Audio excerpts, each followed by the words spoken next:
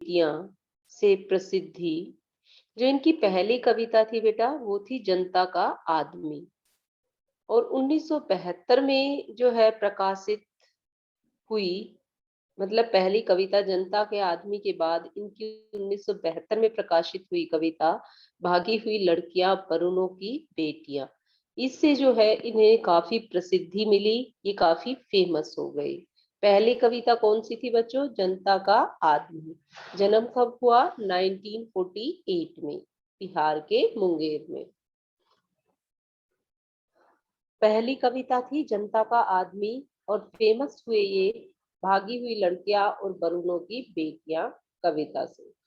दुनिया रोज बनती है इनका एक मात्र संग्रह है, कविता संग्रह है बेटा, दुनिया रोज बनती है।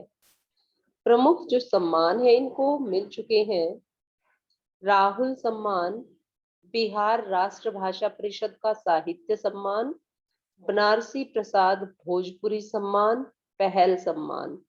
ये सम्मान जो है इनको दिए जा चुके हैं। जहां नदियां समुद्र से मिलती हैं, वहां मेरा क्या है, मैं नहीं जानता, लेकिन एक दिन जाना है उधर। तो क्या कहता है कि जब व्यक्ति का सही समय होता है, तो वो कहता है कि मुझे इस बात से क्या लेना देना है, लेकिन एक दिन अंत समय में सभी को जो है मृत्यु से मिल जाना है। 7वें 8वें दशक में कवि आलोक धनवा ने बहुत छोट समय में अपनी गिनी चुनी कविताओं से अपार लोकप्रियता अर्जित की है। क्या कहते हैं कि जो उन्होंने छोटी बड़ी जितनी भी कविताएं लिखी हैं छोटी सी उम्र में, तो उनसे ही उन्हें काफी लोकप्रियता अर्जित हुई है। मीन्स वे बहुत प्रसिद्ध हुए हैं। लोकप्रियता लोगों के प्रिय अर्जित की, प्राप्त की, कमाई। सन 1972-73 में प्रकाशित उनकी आरंभिक कविताएं हिंदी के अनेक गंभीर काव्य प्रेमियों को जबानी याद रही हैं। कि जो उनकी कविताएं हैं वो काव्य प्रेमियों को आज भी जबानी याद हैं, कंठस्थ हैं। आलोचकों का तो मानना है कि उनकी कविताओं ने हिंदी कवियों और कविताओं को कितना प्रभावित किया, इसका मूल्यांकन अभी ठीक से हुआ नहीं है। इतनी व्यापक ख्याति के बावजूद, व्यापक ख्याति मीन्स ब्रॉड स्तर पर, व्यापक स्तर पर इतनी जो प्रसिद्धि उन्होंने प्राप्त की है, शायद उसी की वजह से बनी हुई अपेक्षाओं के दबाव के चलते आलोक धनवा ने कभी थोक के भाव में लेखन नहीं किया। कि भाई थोड़ी सी जो है कविताओं से ही इन्हें प्रसिद्धि प्राप्त हो गई, इसलिए जो इन्होंने लेखन कार्य है वो बहुत अधिक व्यापक जो है नहीं किया, बहुत ज्यादा मतलब इन्होंने लेखन कार्य नहीं किया। मतलब सिलेक्टेड सी जो है इन्होंने कविताएं लिखी हैं, और उन्हीं के कारण जो है ये प्रसिद्ध हो।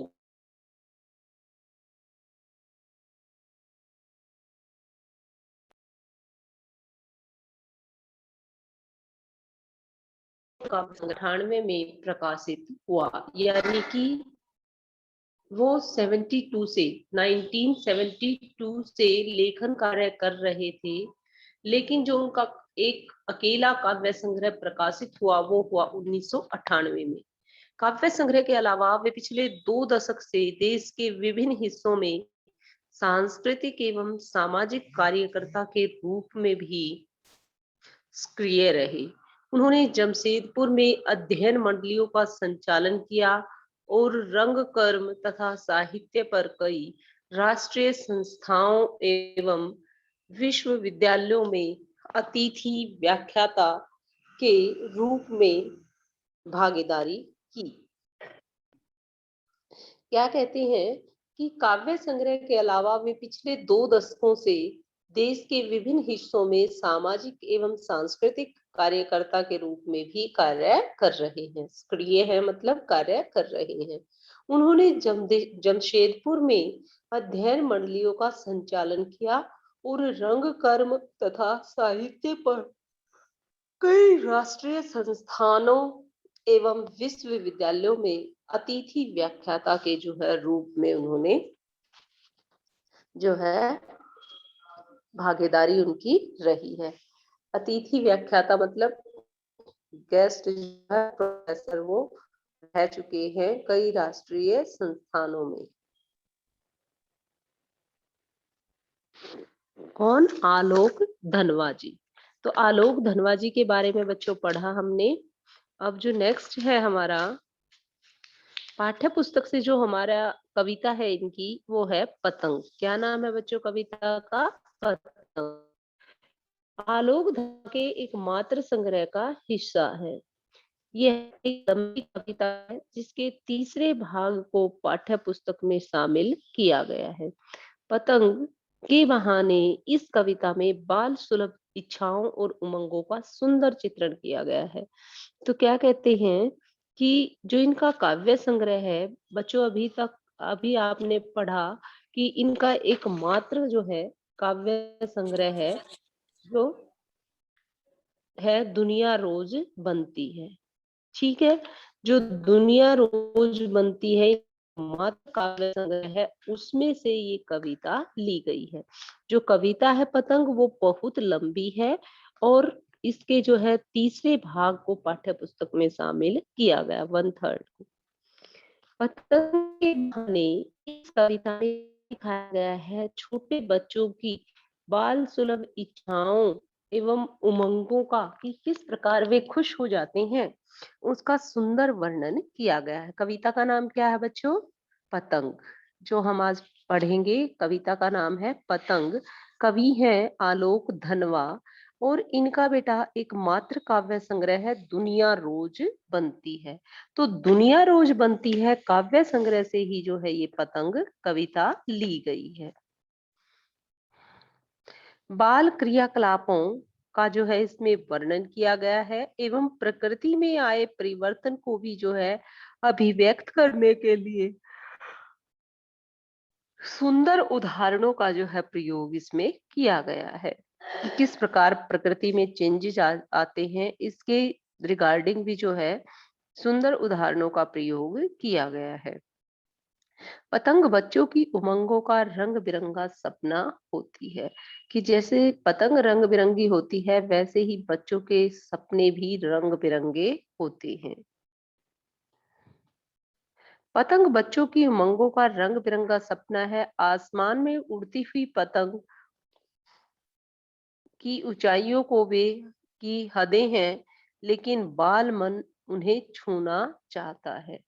क्या है कि जो पतंग है बेटा, वो कितनी ऊंचाई पर भी चला जाता है, लेकिन बच्चे का मन क्या है कि ऐसा करता है कि जैसे उस पतंग को छू लूं। कि जो पतंग की ऊंचाई है उसकी हदें हैं, लेकिन बाल मन, बच्चे का जो मन है वो उसे छूना चाहता है और उसके पार जाना चाहता है। कि पतंग से भी जो है ऊपर उड़ना चाहता है। कौन? बच्चे का मन। कि जैसे पतंग कहीं की कहीं पहुंच जाती है, उसका कोई ठोर नहीं है, कोई छोर नहीं है, उसी प्रकार बाल मन का भी कोई जो है छोर नहीं है, कोई किनारा नहीं है, वो कहीं भी पहुंच जाता है। कविता धीरे धीरे बिंबों की ऐसी नई दुनिया में ले जाती है जहां शरद ऋतु का चमकीला इशारा, जहां तितलियों की रंगीन दुनिया, दिशाओं के मृदंग, जहां छतों के खतरनाक कोनों से गिरने का भय, तो दूसरी ओर भय पर विजय पाते बच्चे जो गिर गिर कर संभलते हैं। देखिए बेटा, क्या कहना चाहता है यहाँ पर कवि, कि जो जितने जैसे हमारे कवि हुए हैं, तो उन्होंने जिन उपमानों का प्रयोग किया है, जिन उदाहरणों को देकर जो है कविता को समझाया है, वो उदाहरण जो है कुंवर नारायण जी ने नहीं दिए हैं। वो बिंब रचना कुंवर नारायण जी की नहीं है, बल्कि एक नए जो है उन्होंने नया मानवीकरण, चाहे बच्चों का है, पतंग का है बच्चों के साथ, चाहे प्रकृति के साथ है बच्चों का, तो एक नया मानवीकरण उन्होंने किया है। नए नए उदाहरण जो है वे निकाल कर लेकर आए हैं। बंधी बंधाई परंपराओं पर जो है उन्होंने कार्य नहीं किया है। कि भी जैसे मुख का जो है तुलना किससे की कर दी, चंद्रमा से। तो तकरीबन जब हम कविताएं पढ़ते हैं तो यही देखते हैं कि सुंदर सा मुख है तो उसकी तुलना चंद्रमा से। लेकिन इसमें क्या है कि हमें अलग जो है उपमान दिखाई देंगे, जब हम कविता पढ़ेंगे तो हमें अलग उपमान दिखाई देंगे। तो दिशाओं के मृदंग बजते हैं जहाँ छतों के खतरनाक होने से गिरने का भय है, तो दूसरी ओर भय पर विजय प्राप्त करने वाले बच्चे हैं। भाई उनको पता है यदि हम छत पर पतंग उड़ाएंगे तो गिर भी सकते हैं, लेकिन फिर भी वो इस भय पर भी विजय प्राप्त कर लेते हैं। बच्चे, तो दूसरी ओर भय पर विजय प्राप्त करने वाले बच्चे जो गिर गिर कर संभलते हैं और पृथ्वी का हर कोना खुद ब खुद उनके पास आ जाता है। वे हर बार नई नई पतंगों को सबसे ऊंचा उड़ाने का हौसला लिए फिर जो है भादों के बाद शरद के उजाले की प्रतीक्षा कर रहे हैं। क्या आप भी जो है इस कविता के साथ हैं? तो आप भी जो है इस कविता के साथ रहेंगे तो कविता बहुत अच्छी तरह से आपको समझ आएगी। तो कविता शुरू करते हैं बेटा। देखिए कविता है पतंग। तो जैसा मैंने बताया है कि इसमें जो है बच्चों की बाल सुलभ चेष्टाओं का वर्णन किया गया है। तो बाल सुलभ चेष्टाएं बच्चे की, सबसे तेज बौछारे गई, भादो गया सवेरा हुआ। कवि कौन है बेटा? कुंवर नारायण। कविता है पतंग। तो क्या कहना चाहते हैं कुंवर नारायण जी पतंग कविता में? छोटे बच्चों की जो भावनाएं हैं, छोटे बच्चों की बाल सुलभ जो चेष्टाएं हैं, उनका जो है वर्णन कर रहे हैं। सबसे तेज बौछारे गई, भादो गया। अब बौछारें कौन से महीने में आती हैं? बरसात के महीने में, सावन में, भादो में। तो कहता है कवि कि सबसे तेज बौछारों के जो महीने हैं सावन, यानी कि जो बारिश बरसात का जो मौसम है वो जा चुका है। भादो का महीना भी, सावन के बाद क्या आता है बेटा? भादो। तो कहता है सावन भादो जो बरसात के महीने हैं वो जा चुके हैं, सवेरा हुआ। अब बरसात के बाद क्या है? जैसे बरसात जाती है, भादो के बाद अश्विन आता है। तो अश्विन में क्या है कि जो ठंड है वो स्टार्ट हो जाती, शुरू हो जाती है, यानी कि शरद का जो महीना है वो शुरू हो जाता है। बरसात के बाद जैसे ही बरसात खत्म होती है तो शरद ऋतु का आगमन होता है।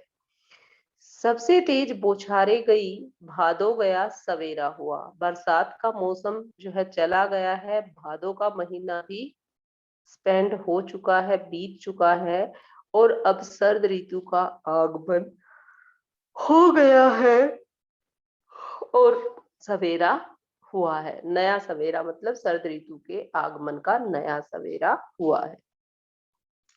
खरगोश की आंखों जैसा लाल सवेरा। और जो सवेरे जो है सूरज उगा है, मॉर्निंग में जो सूरज उगा है वो कैसा है? जैसे खरगोश की लाल आंखें होती है वैसा जो है सूर्य उग आया है। किसका? शरद ऋतु का सूरज। कैसा है बेटा? खरगोश की आंखों जैसा लाल। शरद ऋतु का जो सवेरा है वो सूरज है, वो खरगोश की आंखों जैसी लालिमा लिए हुई है।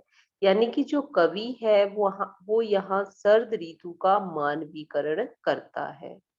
कौन सी ऋतु का? शरद ऋतु का मानवीकरण, क्योंकि उसे एक मानव की तरह यानी कि एक सजीव व्यक्ति की तरह काम करते हुए दिखाता है, जैसे खरगोश की आंखों जैसा। तो इसलिए जो है इन्होंने सवेरे का जो मानवीकरण किया है वह नई चमकीली साइकिल की तेज गति से चलाते हुए और जोर जोर से घंटी बजाते हुए और पुलों को पार करते हुए आ रहा है। कौन आ रहा है बेटा? सवेरा। जो सवेरे उगने वाला सूरज है उसमें खरगोश की आंखों जैसी लालिमा है। और शरद ऋतु का मानवीकरण करते हुए कहता है कवि कि शरद ऋतु आया, पुलों को पार करते हुए अपनी नई चमकीली साइकिल तेज चलाते हुए, घंटी बजाते हुए जोर जोर से। तो जो शरद ऋतु है, वो अपनी नई चमकीली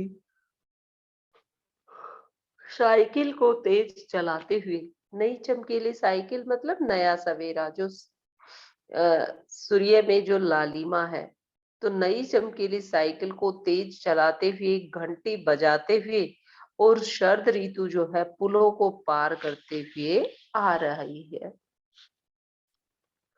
शरद का मानवीकरण किया है उन्होंने। वह अपने चमकीले इशारों से पतंग उड़ाने वाले बच्चों के झुंड को बुला रहा है। चमकीले इशारों से बुलाते हुए पतंग उड़ाने वाले बच्चों के झुंड को।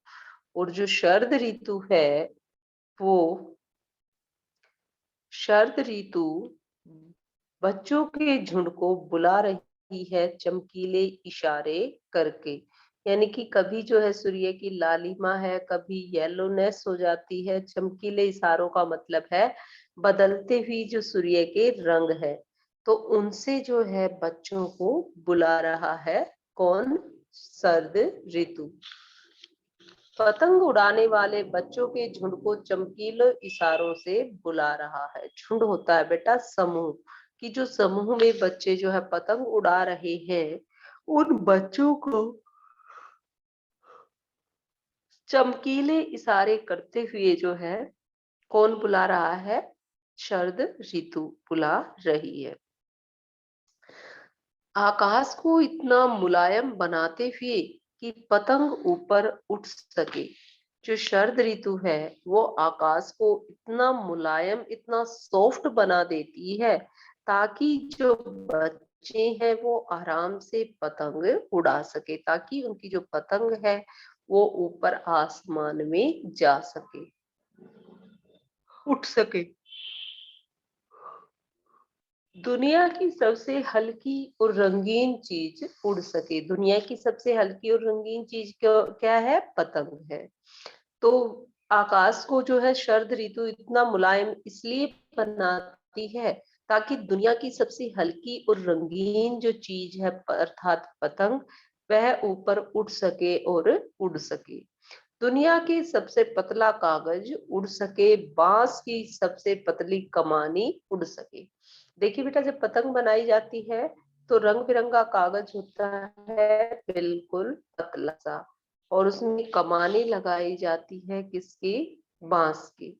तो कहता है कि जो शरद ऋतु है, वो आकाश को इतना मुलायम बना देता है, ताकि दुनिया की सबसे हल्की और रंगीन चीज उड़ सके, और दुनिया का सबसे पतला कागज जो है उड़ सके, और बांस की पतली कमानी भी उसके साथ साथ उड़ सके।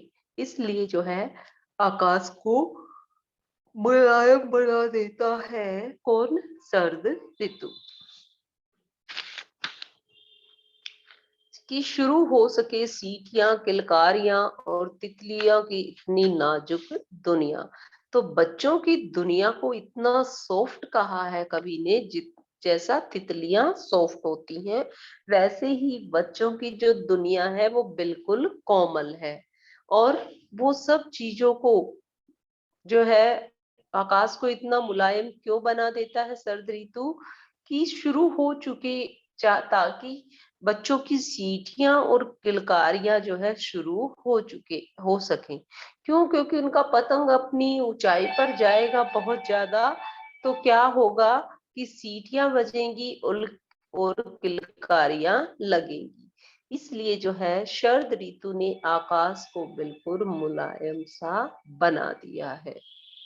और जो बच्चों की दुनिया दुनिया है, वो तितलियों की बिल्कुल नाजुक दुनिया के बराबर है।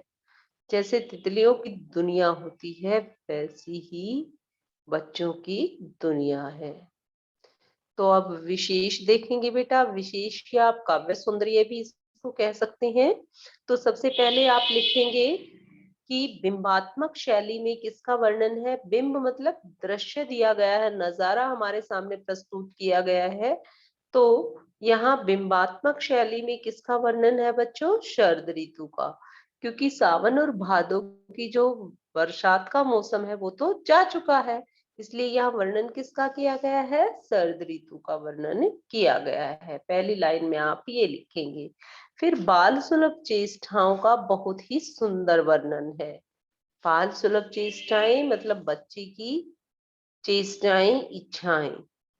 नंबर 3 जो है शरद ऋतु का मानवीकरण किया गया है, और किसी का नहीं मानवीकरण किया गया, सिर्फ जो है वर्ष सिर्फ किसका जो है मानवीकरण किया गया है बच्चों? शरद ऋतु का मानवीकरण किया गया है।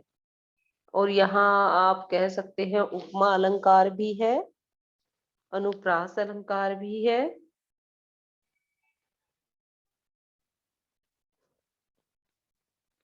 नेक्स्ट खड़ी बोली है। कौन सी बोली है? कविता में खड़ी बोली है।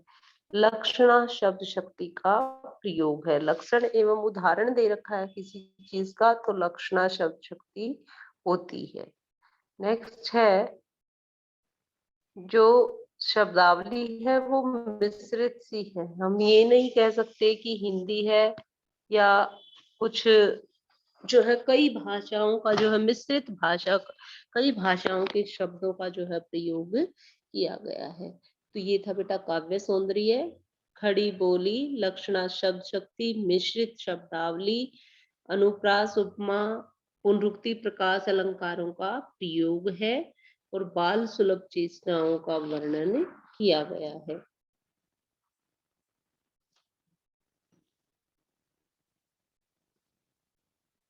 नेक्स्ट,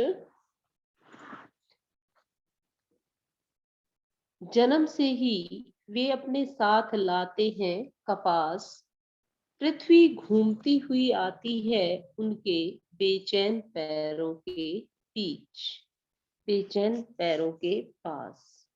तो क्या है, जो छोटे बच्चे हैं वो किसकी तरह सॉफ्ट होते हैं बेटा? कपास की तरह।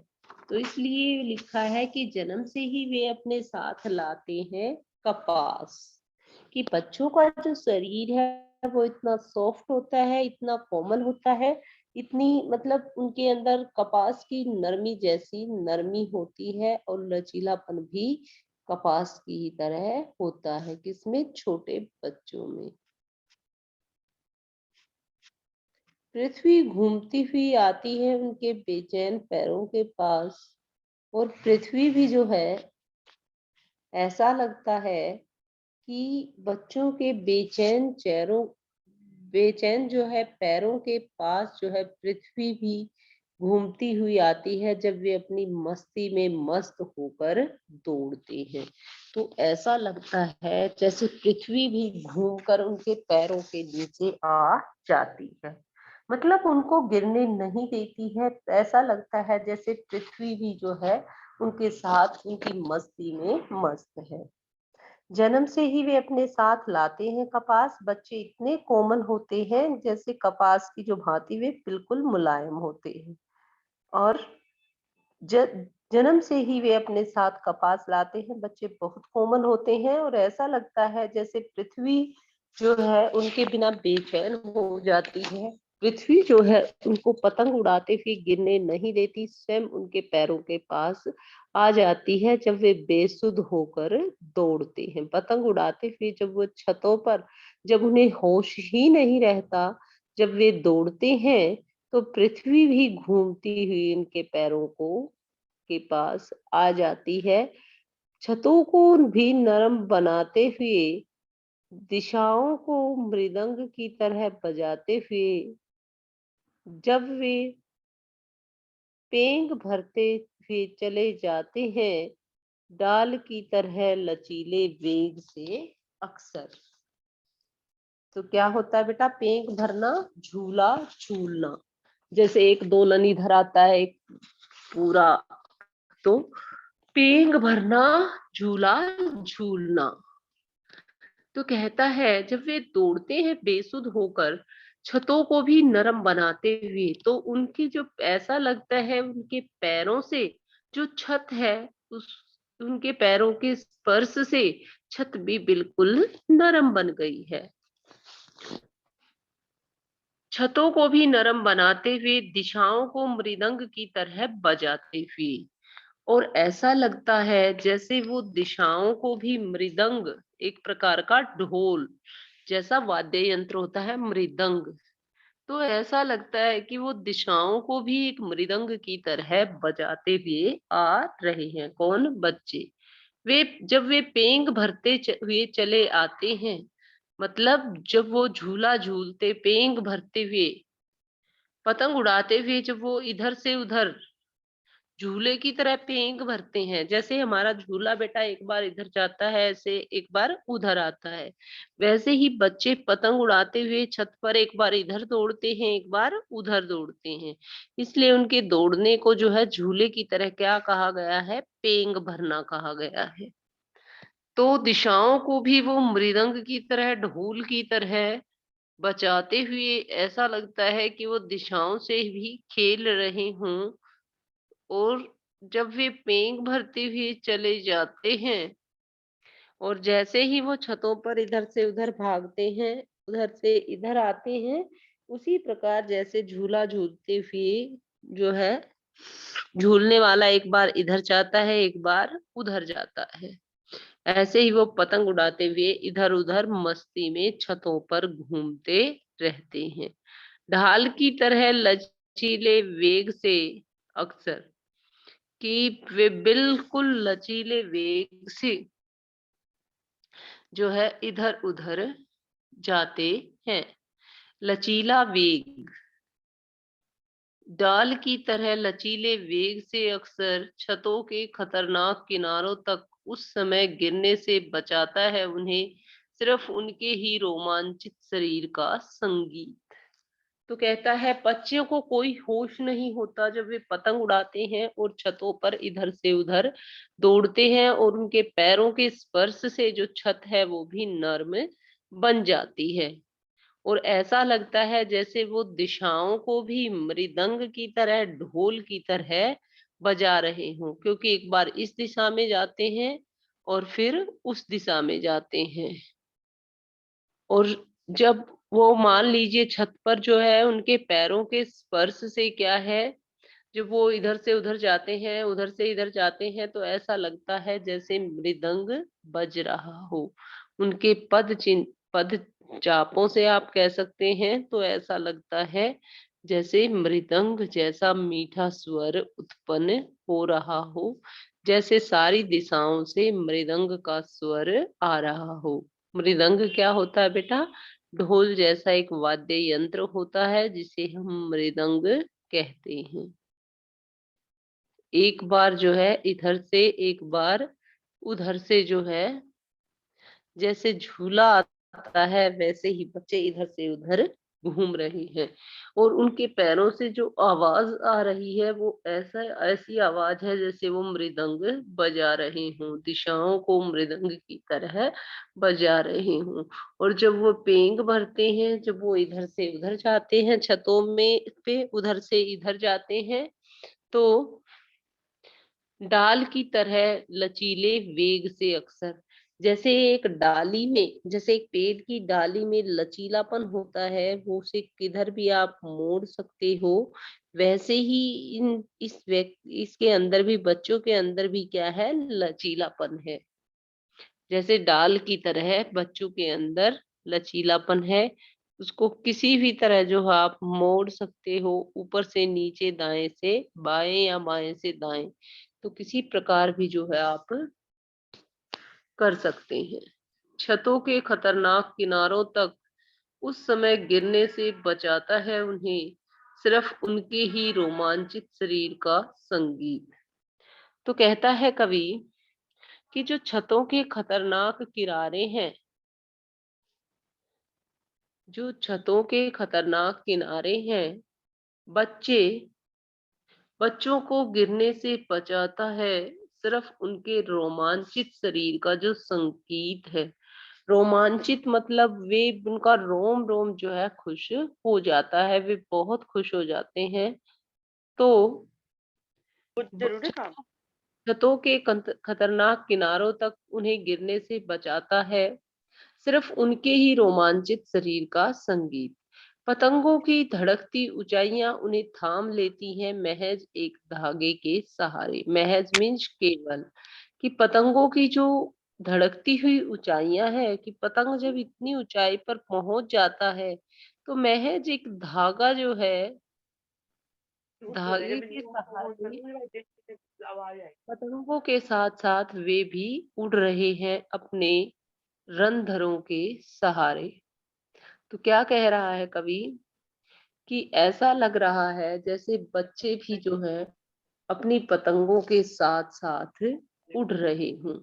रंध्र क्या होते हैं बेटा? रंध्र होते हैं सुराख। जैसे एक पत्ता होता है उसमें सुराख होते हैं, उनको कहेंगे हम रंध्र, रंध्र, सुराख। तो छत के खतरनाक किनारों से उन्हें बचाता है केवल उनका जो रोमांचित शरीर का संगीत है, जो उनकी खुशी का संगीत है, जो उनकी खुशी है वो उनको नीचे गिरने से बचाती है। पतंगों की धड़कती ऊंचाइयां उन्हें थाम लेती हैं महज एक धागे के सहारे। और गिरने से कौन रोकती है? पतंग की धड़कती हुई ऊंचाइयां जो है उन्हें थाम लेती हैं, गिरने नहीं देती हैं। और सिर्फ किसके सहारे? एक महज धागे के सहारे। जो पतंगों की ऊंचाइयां हैं, धड़कती हुई ऊंचाइयां हैं, वे उन्हें गिरने नहीं देती हैं।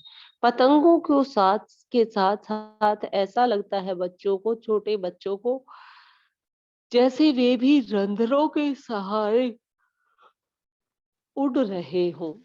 तो छोटे बच्चों को जो है ऐसा लगता है जैसे पतंगों के साथ साथ छोटे बच्चे भी अब उड़ रहे हों रंध्रों के सहारे, सुराखों के सहारे। रंध्र मैंने बताया सुराख। कि उनके रोए, उनके शरीर के जो रोए हैं उनमें भी क्या है कि संगीत उत्पन्न होता है तथा वे आकाश में उड़ जाना चाहते हैं।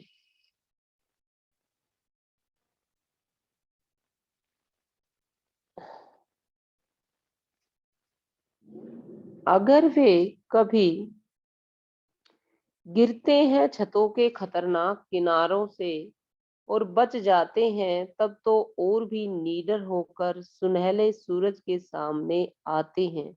और क्या कहता है कवि, यदि बाई चांस वो गिर भी जाते हैं छतों के खतरनाक किनारों से और बच जाते हैं, यानी कि वे टूटते फूटते तो होंगे, चोट थोड़ी बहुत लग जाती होगी, लेकिन सांसें उनकी चलती रहती हैं, यानी कि बच जाते हैं। और भी निडर होकर सुनहले सूरज के सामने, और वे लोग जो है और भी निडर हो जाते हैं सुनहरे सूरज के सामने, कि हमने जो है, हम कितनी देर से पतंग पतंग उड़ा रहे हैं, अभी तक तो कोई गिरा नहीं है। तो इस प्रकार के जो है आपस में तर्क वितर्क देकर वे सूरज से भी, वे जो है सूरज के सामने आते हैं बिल्कुल निडर होकर, उन्हें किसी प्रकार का कोई डर नहीं है। पृथ्वी और भी तेज घूमती हुई आती है उनके बेचैन पैरों के पास। कि पृथ्वी और भी अधिक घूमती हुई उनके बेचैन पैरों के पास आती है।